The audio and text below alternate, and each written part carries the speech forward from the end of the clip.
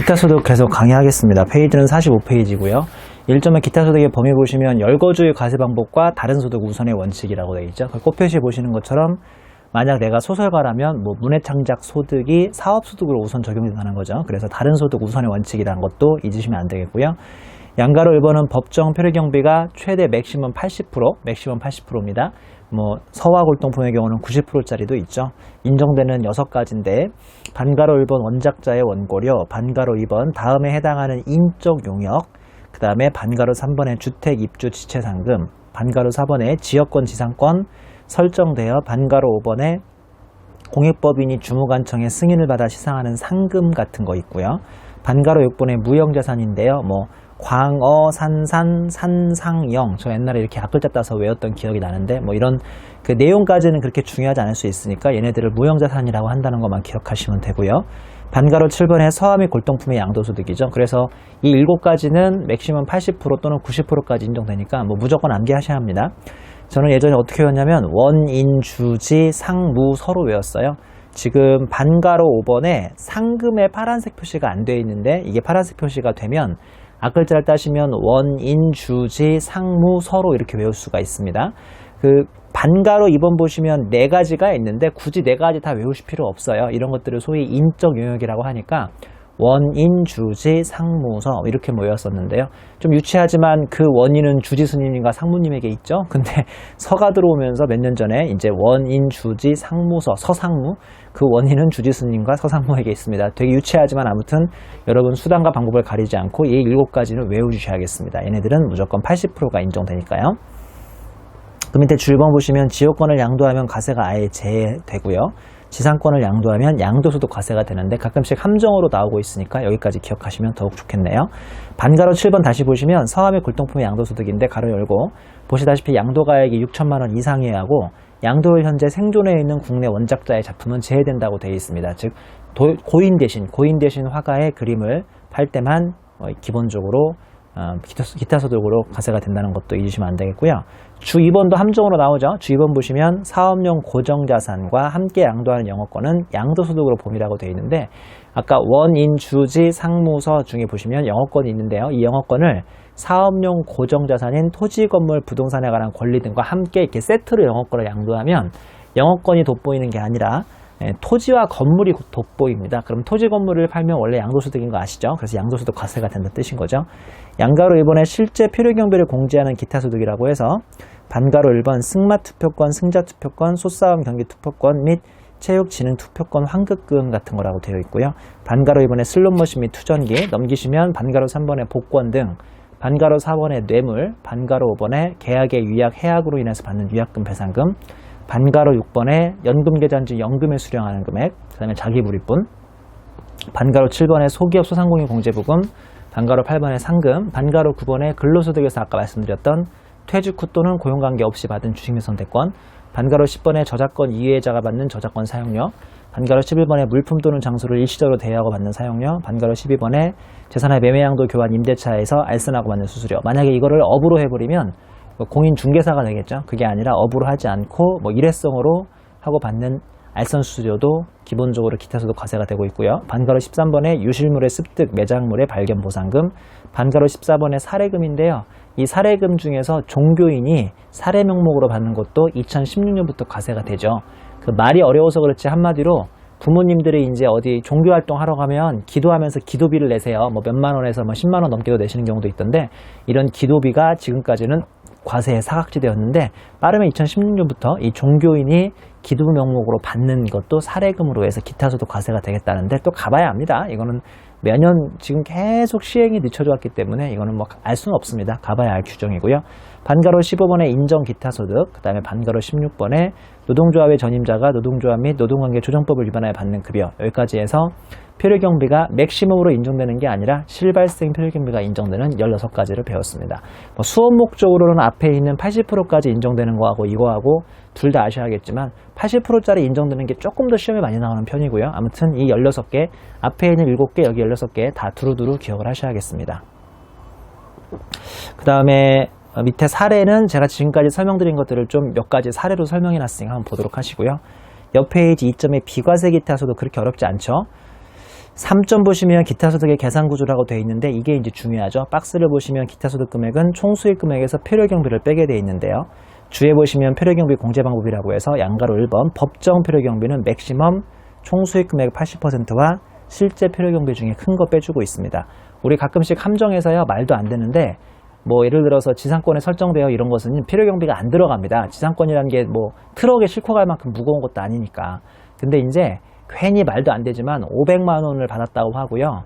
맥시멈 80%면 400만 원을 우리가 그냥 습관적으로 빼주잖아요. 근데 잘 읽어보면 지상권을 설정돼야 하는데 필요경비가 450만 원이 들어간 걸로 확인되다. 이렇게 말도 안 되는 문제들이 나옵니다. 거기에 넘어가지 마시고 맥시멈으로 간다는 것, 즉 언제나 80이 아니라 80보다 클 수도 있다는 것도 같이 기억해 주시면 100점 만점에 100점 되시겠습니다. 양가로 이번에 실제 필요경비를 공제하는 것은 나머지 이거 7개 원인, 주지, 서상무를 뺀 모든 것들은 시험 문제에 주는 대로 실발생 필요경비를 빼게 돼 있죠. 곱표시 보시면 서함의 골동품 중 보유기간 10년 이상 법정 필요경비 총수익 금액 90%까지 인정되고 있습니다. 다음 페이지 4번에 보시면 기타 소득의 수입식입니다. 양가로 1번의 일반적인 경우는 현금주의입니다. 기타 소득은 발생주의가 없어요. 현금주의예요.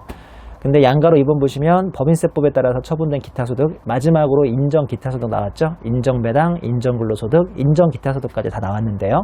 보면 결산 확정일로서 2016년으로 넘어가니까 조심하셔야겠고요. 양가로 3번의 광업권 등의 양도소득은 대금청산일, 인도일, 사용수익일 중 가장 빠른 날입니다. 그러니까 대금청산 전에 만약에 이미 인도 또는 사용수익했으나 주에 보시면요. 대금이 확정되지 아니한 경우에는 그 대금 지급일로 함이라고 되어 있는데 한번 사례 한번 볼까요? 사례. 아래의 경우 기타소득의 수입식이죠. 양가로 1번 2015년 12월 말에 연말정산 강연을 하고 2016년 1월에 현금으로 강사료를 받는 경우 제 얘기인 거 아시죠? 항상 강의하면 실무 강의 말하는 거예요. 학원 강의 말고 실무 강의하면 실무 강의 끝나자마자 바로 이제 뭐 이렇게 수강료를 주거나 아니까 강의료를 주거나 그러진 않습니다. 일반적으로 이제 뭐 그 며칠 후에 주거나 아니면 일주일에 주는데 제가 공교롭게도 2015년 12월 말에 연말정산 강의를 했는데 이게 이제 며칠 후인 2016년 1월 달에 강사료가 들어온다면 제 입장에서 귀속시기는 15년이에요, 16년이에요. 보시다시피 16년이에요. 현금주의라는 거 기억하셔야 합니다. 양가로 2번 갑씨가 을씨에게 상표권을 2015년 10월 1일 날 이미 양도했는데 그 대가는 향후 1년간의 매출액에 대해서 10%를 수령하기로 한 경우는 2016년 10월입니다. 이게 바로 위에 있던 표의 주를 말하는 거예요. 주. 그러니까 대금을 청산하기 전에 자산을 이미 사용 양도했는데 대금이 확정되지 않았다면 대금 확정되는 날로 하겠다 이거죠. 그러니까 2015년 10월에 양도는 했는데요. 상표권을 양도하다 보니까 상대방이 즉 을씨가 나의 상표권을 가지고 매출을 얼마나 많이 일으키는지를 본 다음에 그 매출액의 10%를 내가 받기로 했나 보죠. 그러면 2015년 10월이 양도일이 아니라 2016년 그 10월 즉 딱 그 매출액이 확정돼서 그 매출액의 10%를 내가 받을 수 있는 그날 있잖아요.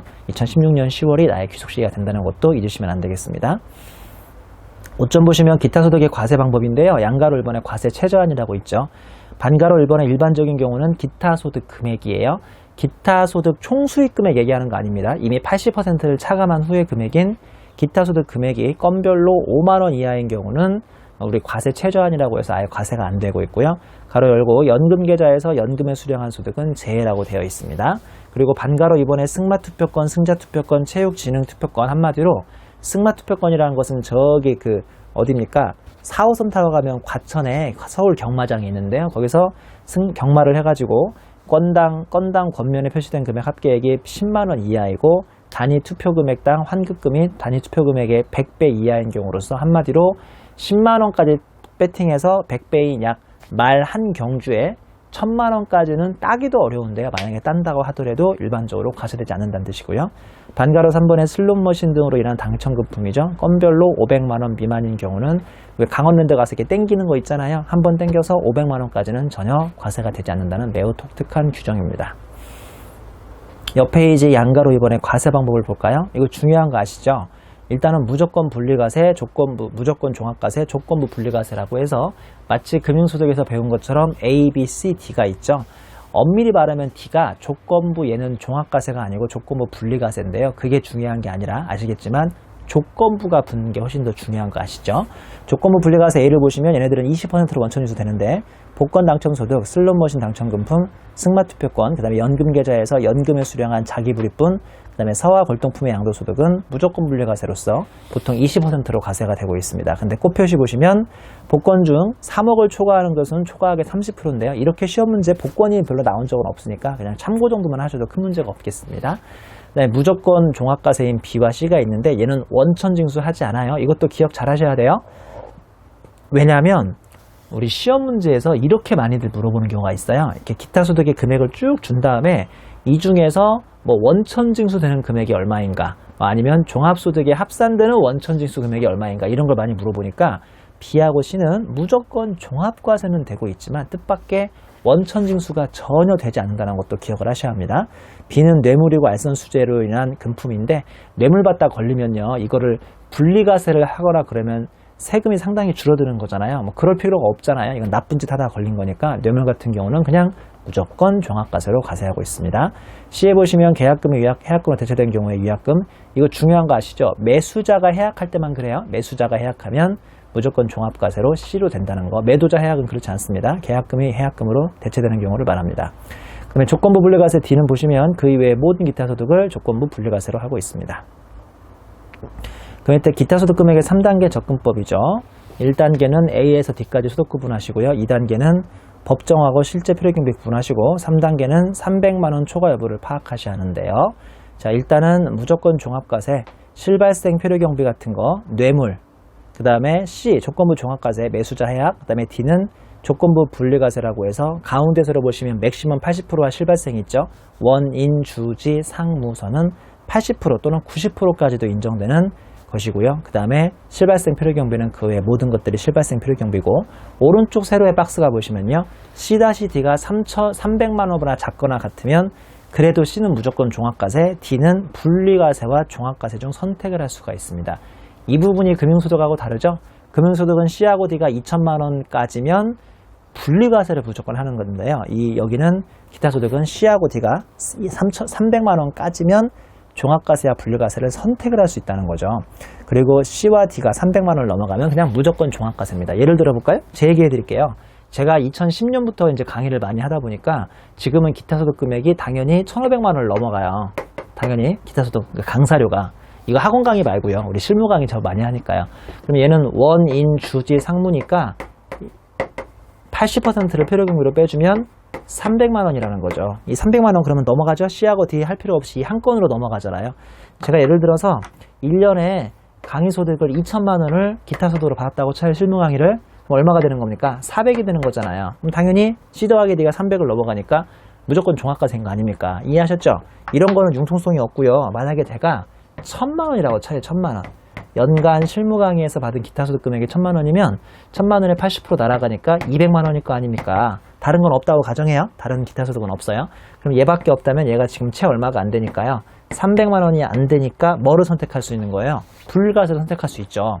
여러분 혹시 제가 1년에 얼마 버는지 아세요? 저 1년에 한 3억 벌어요. 3억. 물론 지금 새빨간 거짓말인 거 아시죠? 3억 벌면 즉 만약에 1년에 과표가 3억이라면 1년에 과표가 3억이라면 최고 세율입니다. 1억 5천만 넘어가도 최고 세율이거든요. 무려 38% 맞아요. 자, 그러면 저같이 과표가 아주 높아가지고 38% 맞는 사람은 이게 300만 원이 안 되면 분리과세와 종합과세 선택할 수 있다고 그랬는데 이거 이쪽으로 끌고 와서 높은 세율로 38% 맞아야겠습니까? 아니면 분리과세로 그냥 띄워버리는 겁니까? 분리과세로 띄면 세율이 몇 %니까요? 아까 배웠잖아요. 20%밖에 안 된다면서요. 자, 답 나왔죠? 이렇게 소득이 높은 사람은 이 300이 안 되는 금액을 자기한테 끌고 와봐야 높은 세율이니까 당연히 잘라내야 하는 겁니다. 그래서 분리과세 선택하는 게 낫고요. 그게 아니라 제가 이제 월급쟁인데요. 월급쟁인데 연간 과세 표준이 1,000만 원밖에 안 된다고 쳐요. 연간 과세 표준이 1,000만 원인데 올해 우연히 기타 소득 금액이 200이 있는 거예요. 이게 채 1,200이 안 되니까 소득세율 최저세율인 6%거든요. 이거 그래도 원증으로 20% 떼일래요? 아니면 일로 가져와서 여전히 최저세율인 6% 맞을래요? 당연히 여전히 최저세율인 6%가 낫겠죠. 자, 그냥 귀찮으면 이렇게 생각하시면 돼요. 내 종합소득세율이 6%, 15%대인 인생들은 이거를 어떻게든 종합과세로 300만 원 안 되는 걸 끌고 오시면 유리한 거고, 그게 아니라 내 세율이 24%, 35%, 38%인 꽤 부자 인생들은 그냥 얘를 차라리 가운데를 단절해가지고 분리가세로 띄워버려서 20%로만 세금 내고 끝나는 게 낫겠죠. 이해하셨죠? 하지만 이런 건 언제만 고민한다? C 더하기 D가 얼마가 안 될 때, 300만원까지일 때만 고민한다는 것도 잊으시면 안 되겠습니다. 다음 페이지는 사례 있으니까 한번 풀어보시고요. 자, 여기까지 강의 진행한 것으로 우리가 또 문제를 한번 풀어보도록 하죠. 지금 설명했던 근로소득, 연금소득, 기타소득은 막상 문제를 풀어보면 그렇게 어렵게 출제되진 않았다는 걸 알 수 있을 거예요. 뭐 크게 실수하지 않는다거나 정신만 똑바로 차리시면 뭐 아주 어렵거나 그런 토픽들은 아니겠습니다. 일단은 우리 첫 번째 문제는 50페이지에 있는 근로소득 문제부터 한번 풀어보겠습니다. 50페이지. 다음은 거주자 갑의 2015년 소득자료이다. 이를 이용하여 갑의 2015년 총급여액, 근로소득 공제 및 근로소득 금액을 답안 양식에 따라 제시하시오. 총급여.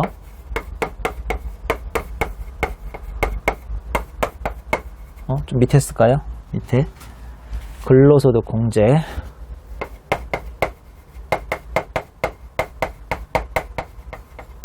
그러면 근로소득 금액이 나오겠죠? 원래 여기다는 숫자만 쌓는데요. 답만 숫자만 쌓는데 저는 그냥 쭉 풀어드릴게요. 여기다가. 자, 첫 번째. 근로소득 관련 자료는 다음과 같다. 1번. 급여 합계액이 500만원씩 6천만원. 이렇게. 그 다음에 두 번째. 2015년 중 제공한 근로에 대해서 지급받은 상여금. 당연히 이쪽에 들어가시고요. 당연히. 그 다음에 3번. 근무 중이던 2013년 12월 31일 날 부여받은 주식면소득권을 2015년 중에 행사했대요. 행사 가격은 6,000원이고 그 다음에 시가는 15,000원이니까 한 주 행사하면 9,000원씩 벌죠. 9,000원씩. 그리고 500주를 취득해서 2015년 12월 31일 현재 계속 근무 중이다 라고 되었어요. 일단은 행사했죠. 근무 중이면서 행사했으니까 근로소득입니까? 기타소득입니까? 근로소득이죠. 그러면 한 주당 9,000원씩 500주. 그럼 한마디로 450만 원이네요. 맞죠? 450만 원. 그 다음에 4번 자녀의 병원 입원비 보조금입니다. 그래요. 입원한 거 가슴은 아프지만 보조금 받았으면 세금은 내시는 거예요. 5번 재해로 인한 임시급여 이런 것들은 비과세니까 더할 필요 없고요. 그 다음에 6번 자녀의 고등학교 학비 보조금 아까 말씀드렸죠. 자녀 앞으로 나오는 건 웬만하면 과세라고 생각하시면 돼요. 학비 보조금은. 그다음에 7번 보시면 국민연금은 480만 원으로서 본인과 회사가 250%씩 부담하게 되었으나 회사가 전액 부담했다. 이런 회사는 파라다이스 열심히 다니세요. 책에서나 나오는 거짓말 같은 내용입니다. 이런 경우는 없다고 믿으시면 되겠습니다. 절반은 내가 냈어야 하니까 이거는 근로소득 가능합니다. 근로소득으로 갔으니까 나중에 연말정산해서 저만큼 내가 써먹을 수 있다 없다? 있어요. 보험료 공제 가능합니다. 그 다음에 8번에 개인적인 용도로 사용하는 차량에 대한 자가운전 보조금이 240만 원 있으니까 이거는 그러면 안 되죠. 업무에 사용했어야지. 이해하시는 거죠? 그 다음에 9번에 소득공제율은 다음과 같다. 마감하면 9,230만 원. 꽤 많이 버셨네요. 거기다가 근로소득공제 몇 번째 구간이에요? 네 번째 구간이죠. 1,200만 원. 1,200만 원에 9,230만 원이 4,500을 초과한 금액이 5%죠. 그럼 얼마가 나오냐면 이 금액이 14365가 나오네요. 결론적으로 근로소득 금액은 77935 이렇게 나오는 문제입니다. 아주 간단한 문제죠. 기본적으로 전혀 어려울 거 없는 간단한 문제입니다. 이번에는 3번 문제 풀어보겠습니다. 다음 자료는 거주자 이성실 씨 총무과장으로서 2015년 희속소득세 계산과 관련된 것이다. 이를 이용하여 이성실 씨의 2015년 총급여 근로소득공제 근로소득 금액을 답안 양식에 따라 제시하시오. 자, 똑같은 양식으로 문제 푸시면 되겠습니다.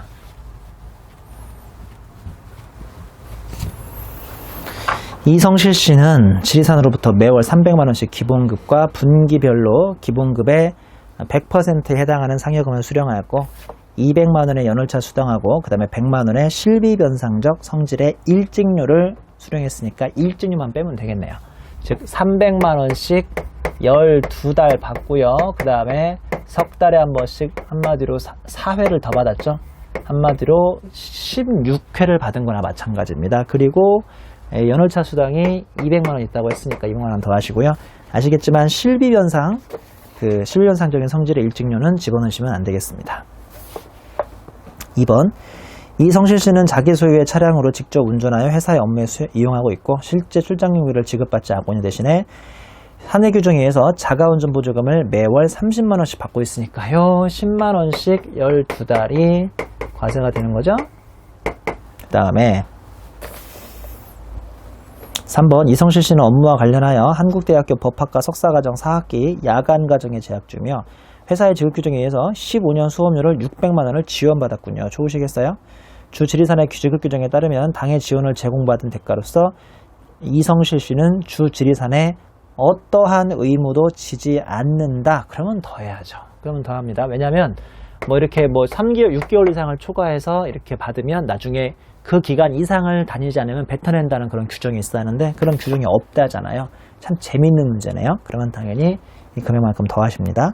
4번, 이성실 씨는 매월 20만 원씩 식사대를 현금으로 지급받고 있으며 이와는 별도로 회사 구내식당에서 매월 15만 원 상당의 식사를 제공받고 있죠. 이게 좋은 산 거 아시죠? 돈도 나오고 밥도 나오고, 밥이 나오면 밥은 무조건 전액 비과세, 돈이 나오면 원래 돈만 나오면 10만 원까지 비과세인데 이렇게 파라다이스 회사 다니시면 축하드린다면서 20만 원이 다 과세가 되는 거 아시죠? 맞죠? 그 다음에 5번 보시면 연 100만 원의 대가를 지불하고 회사 사택을 제공받고 있는데 당의 사택의 법인세법상 적정 임대료는 250만 원이라고 되어 있습니다. 이 사람의 경우는 총무과장으로 근무하고 있으니까요. 이 사람의 경우는 그 뭐죠? 출자임원이 아니니까 문제 없죠. 출자임원 아니면 별 문제 없습니다. 6번 보시면 이성실 씨는 2010년 6월 30일에 부여받은 주식매수선택권을 2015년 중에 행사해서 주식 3,000주를 취득했고요. 주식매수권 행사 한 주당 매수 가격은 8,000원이고 시가는 28,000원이니까 한마디로 한 주당 2만 원 벌었네요. 다음에 몇 주요? 800주요? 8,000주요? 아, 3,000주. 이거 6천만 원인데 꽤 세겠는데 이러면? 자, 그 다음에요. 마지막으로 7번에 이성실 씨는 연장 근무를 하고 연간 250만 원을 지급받았으니까 240만 원을 초과하는 금액인 얼마만 과세겠습니까? 10만 원만 과세입니다. 제 말이 맞아요? 맞아요? 아니죠. 이 사람이 지금 생산직이 아니잖아요. 그러니까 그냥 250을 그대로 올리셔야겠네요. 다 더하면 더하고 하면 1, 2, 2 이렇게 되고요. 그러면 근로소득공제의 마지막 구간인 1억 초과니까 1475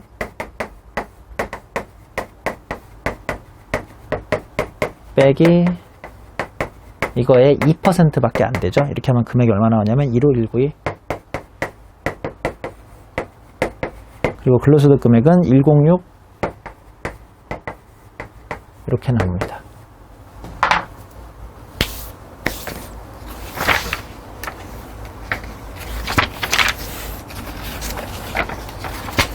연금소득 하나 풀어볼까요? 63페이지.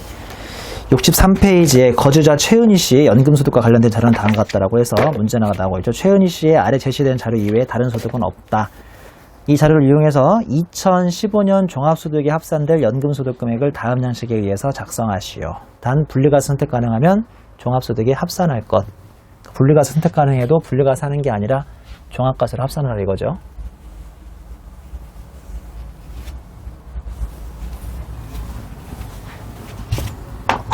구조는 똑같은 거 아시죠?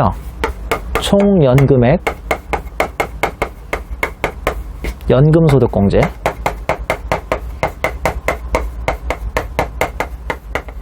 연금소득금액.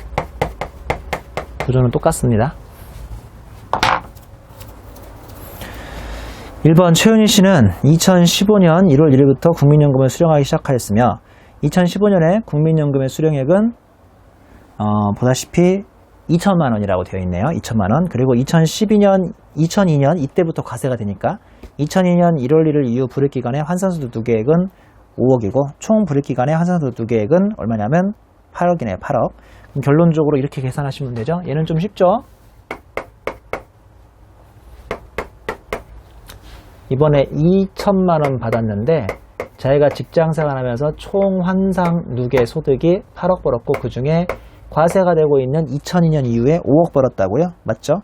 그리고 2002년 1월 1일 이후 납입한 국민연금 보험료 중에서 국민연금 보험료 소득공제를 당시 못 받은 암울한 금액이 800만 원이 있었대잖아요. 그러면 이게 얼마 나옵니까? 이 금액이 450만 원 나오나 보죠? 그래서 450만 원이 일단은 공적연금으로 과세가 됩니다. 공적연금은 좀 쉬워요.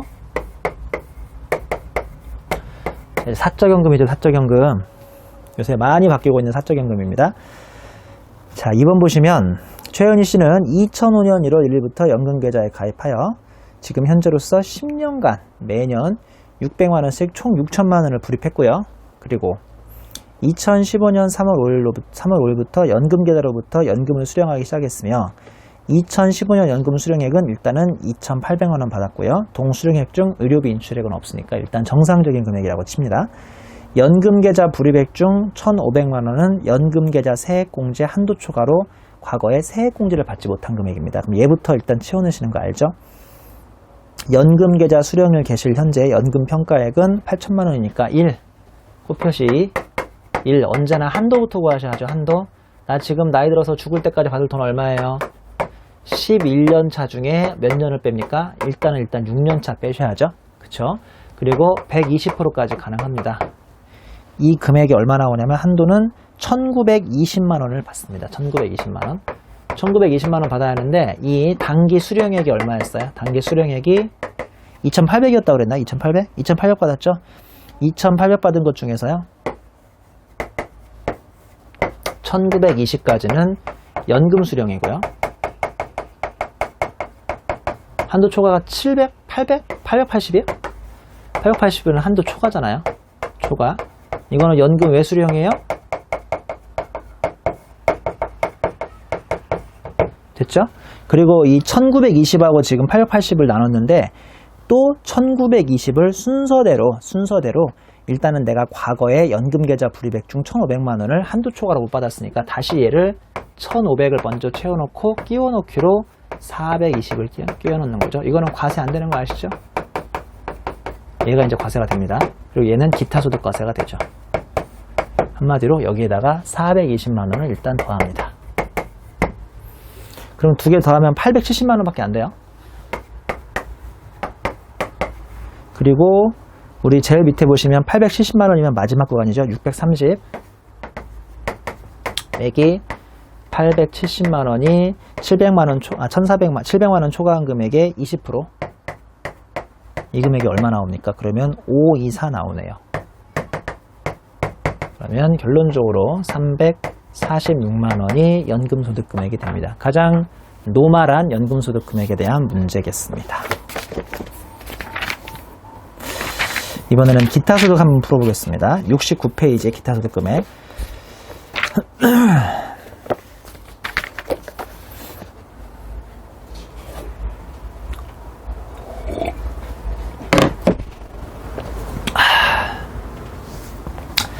다음은 거주자 갑의 2015년 소득자료이다. 이를 이용하여 물음에 답하시오.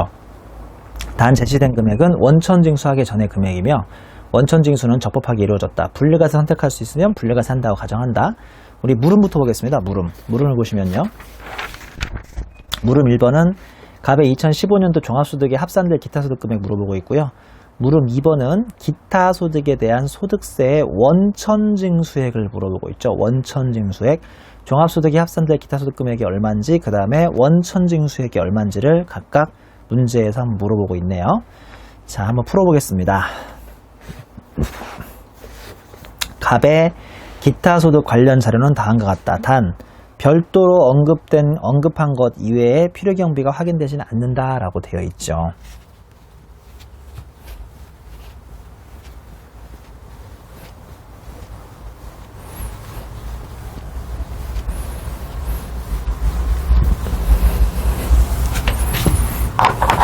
B, C, D가 있다고 가정해볼까요? B는 뇌물, C는 매수자 해약, 그 다음에는 D는 그 외.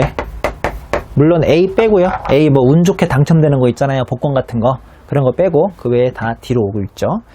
처음 볼까요? 일단은 지역권입니다. 지역권의 설정의 대가는 1,200만 원. 빼기 1,200만 원에 80%면 960만원. 이렇게 해서 많이 틀린다니까요. 그렇게 하는 게 아니고 맥시멈으로 가야죠. 맥시멈으로 가서 뭐 거짓말 같지만 문제를 믿어줘야죠. 문제에서 실제 필요 경비는 1000만원이 인정됐대요. 말도 안 되겠지만. 그러면 200만원만 옵니다. 맞죠? 20%로 나중에 원진될 거예요. 나중에 20%로.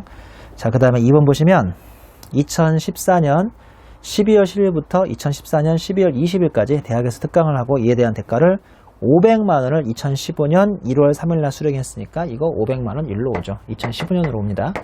맥시멈이죠? 이거 그냥 맥시멈 80% 하면 되겠네요. 80%.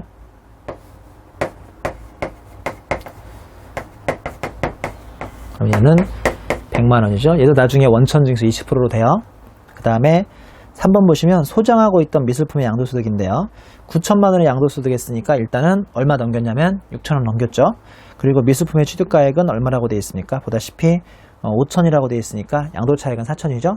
그 다음에 보유기간 현재 15년이며 원작자 사망했으니까 과세요건 만족하고요.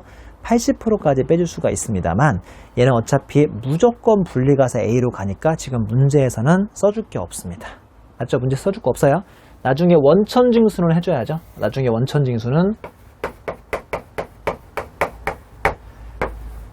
얘의 무려 1 빼기 90%까지 인정되고 그 다음에 원천징수 20%로 하는 거는 나중에 써주시면 되고요. 왜냐하면 물음 2번이 원천징수를 하라고 그랬잖아요. 종합소득이 합산되진 않지만 얘는 종합소득이 합산되진 않습니다. 그래도 원천징수 나중에 고민해 주셔야겠죠. 그 다음에 4번에 교통사고 피해보상금은 이거는 일반적인 피해보상금이기 때문에 전혀 과세에 잡히지 않고요. 그 다음에 뇌물로 받은 금품 너는 여기 나와라. 너는 당연히 무조건 종합과세다.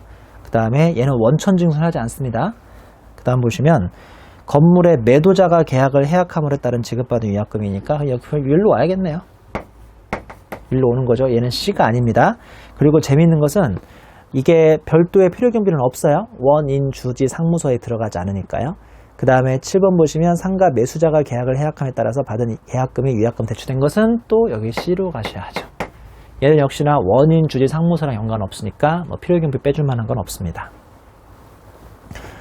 8번 보시면 광어권 취득가액이 5천만원이고요. 이거를 6천만원에 양도하면서 다음 같은 조건으로 대금을 지급받는데 당 강화권은 계약금만 지급해버리면 바로 사용수익하기로 했다고 되어 있습니다. 이거 그러면 전기거네요. 전기거. 올해 게 아니에요. 9번 보시면 로또 복권의 당첨금 2천만원 중 복권의 취득가액은 3만원이니까요. 한 매당 지금 자기가 딱 얼마 썼냐면 1,000원 쓴 셈이죠. 1,000원 썼는데 2천만원이고요. 이거는 나중에 무조건 분류가세입니다. 즉 2천만원을 내가 땄는데 그 중에 필요경비는 1,000원 썼어요. 1,000원. 얘는 3억이 안 되니까 나중에 20%로 원징하고요. 대신에 종합소득금액에는 포함하진 않죠. 자, 그 다음에 10번 보시면 2014년 4월 25일 날 가입한 연금계좌에서 연금 외 수령한 소득이 있어요. 기타 소득이 될 수 있죠. 이건 300만 원인데요. 돈 금액은 이 연금계좌 자기불입분 중 연금계좌에서 세액공제를 받은 금액과 운용수익에서 발생한 거니까요. 이걸 소위 연금회라고 해서 이것도 다 원천징수 A로 가는 거 알죠? 그리고 15%만 잘 원천징수만 해주시면 문제가 없겠습니다. 자, 그럼 마감해볼까요? 이거 더하면 800이어서요. C 더하기 D 하든 말든 얘는 무조건 종합과세입니다. 문제 1번에서 갑의 2015년 종합소득에 합산될 기타소득 금액 구하라고 했는데요. 이거 다 더하면 되겠네요. 이거 다 더하면 2200만원. 2200만원. 얘네까지는 종합과세가 되고요. 그 다음에 두 번째 원천징수 세액을 구하라고 했는데요. 이거 구하고 이거 구하시고 얘네 원천징수 안 되고요. 여기 20% 얘도 20% 얘도 20% 그리고 얘 20% 얘 15% 이렇게 해서 싹 다 더하셔야겠네요. 그러면 얘네들이 160만원 나온대요. 이 세 개가 160만원 나오고요. 얘는 180만원 그러겠네요. 얘는 좀 복잡한데 399980 얘는 그냥 45만원이죠? 싹 다 더하면 얘랑 여기까지 대화해야 돼요. 왜냐면 문제에서 그냥 종합소득에 들어가는 것 중에 원징세액을 구하라고 할 게 아니라 그냥 원징세액을 다 구하라고 했으니까요. 싹 다 더하시면 7849 이렇게 해서 문제 풀이는 완성이 되겠습니다. 기타 소득 문제들이요. 배울 때는 비교적 쉽게 넘어가는데 실제 문제를 풀어보면 가끔씩 이렇게 좀 힘들거나 헷갈리거나 막히는 문제들이 있으니까 잘 정리를 좀 하셔야겠습니다. 자, 이번에는 마지막으로 3번 문제 좀 풀어볼게요. 73페이지. 다음은 거주자 김혜영 씨의 2015년 종합소득세 신고와 관련된 자료이다.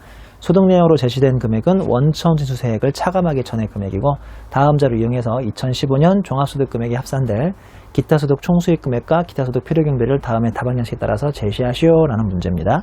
계산이 필요한 경우 계산 과정을 명시하라고 되어 있습니다. 풀어보죠. 총수익 금액하고 필요경비요.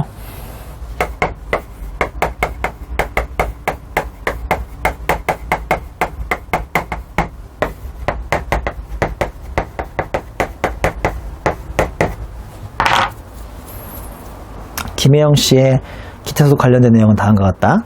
1번 저작권 양도 금액이 300만 원인데요. 이 저작자 또는 저작 임적권자가 아니라고 되어 있습니다. 그럼 300.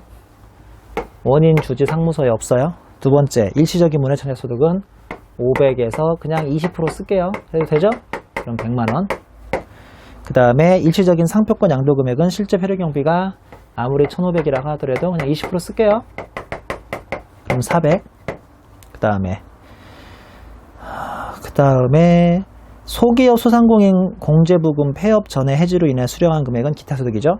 그게 2,500만 원인데 3년간 납입했던 게 1,500입니다. 그럼 2,000에서 1,500을 빼주는 게 아니라 그 중에서 이미 소득공제 등의 혜택을 받은 것은 900이니까요. 못 받고 불생했던 금액이 얼마밖에 없는 거예요. 600밖에 없죠. 그러면 1,400이 되겠군요. 그 다음에 5번 보시면 발명진흥법에 따른 직무 방명으로 종업원이 김혜영 씨가 받은 것은 아예 과세가 안 되는 거 아시죠? 그 다음에 슬롯머신 당첨금은 비과세네요. 비과세. 5천만 원인데요. 500만 원 넘었으니까 과세는 과세인데 그냥 분리과세로 끝나겠네요. 그 다음에 7번에 일시적인 라디오 방송 출연료는 30만 원이죠. 이거에 30만 원에 얘도 80%까지 인정되니까 그냥 20%만 잡으면 6만 원만 잡히겠습니다. 문제에서는 일단 총수익 금액 물어봤으니까요. 요거, 그 다음에 요거 쓰시면 총수익 금액이고 그 금액은 473. 총수익 금액은 여기네요. 그 다음에 필요경비는 다 지금까지 쓴 거 더하시면 20240. 그래서 뭐 그렇게 어렵진 않은 문제인데 독특하게도 총수익 금액하고 필요경비를 별도로 답안지에서 보여달라고 한 것만 좀 독특하고요. 그거 외에는 그렇게 어려운 문제는 아니겠습니다. 자, 여기까지 해서 기타 소득 금액까지 마무리하고 계속해서 5장을 진행하겠습니다.